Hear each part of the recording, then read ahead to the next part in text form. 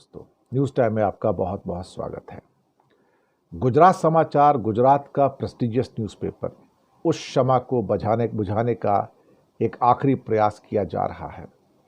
13 साल यानी कि 11-12 साल 13 साल जब मुख्यमंत्री रहे मोदी जी, तभी गुजरात समाचार को गिराने का पूरा प्रयास किया गया, सफल नहीं हो पाए।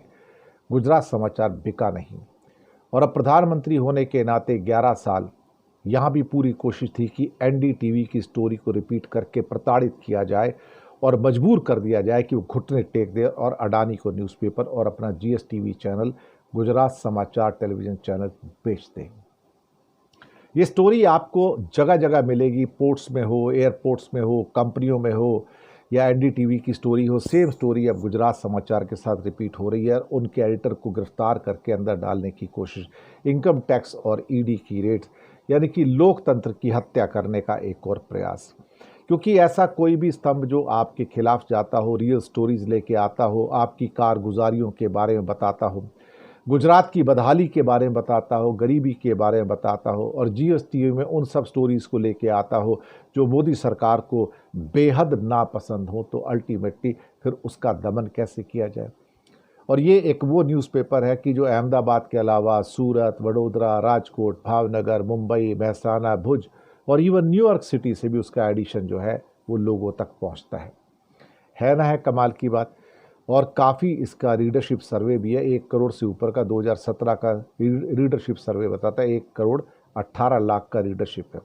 1932 का ये पेपर और श्रेयांश शाह इसके एडिटर, लोक प्रकाशन लिमिटेड का ये न्यूज़पेपर, और अब इसको दफन करने की तैयारी हो रही है।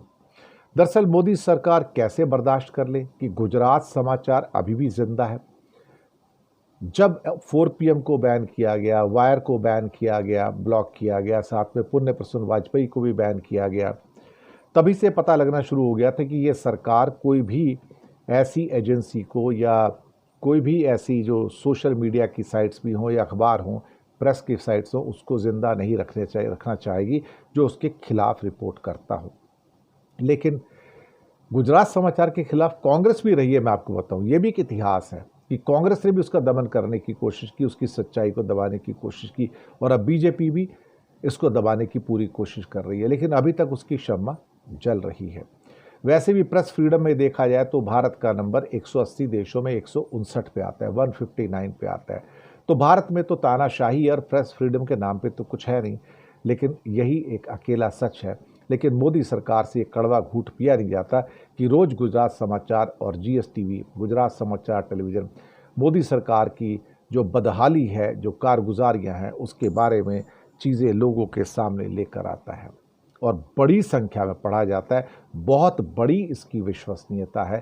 तो लोकतंत्र के गुजरात में इस आखिरी स्तंभ को भी दफन करने की तैयारी है और एक तरह से इसको फिर अपने कब्जे में करके झुकाकर फिर से एनडीटीवी को, यानी कि अडानी साहब को देने की तैयारी होगी कि अडानी साहब गुजरात समाचार चलाएं और क्या कहते हैं कि मोदी भक्ति की एक नई लौ जलाएं गुजरात के अंदर।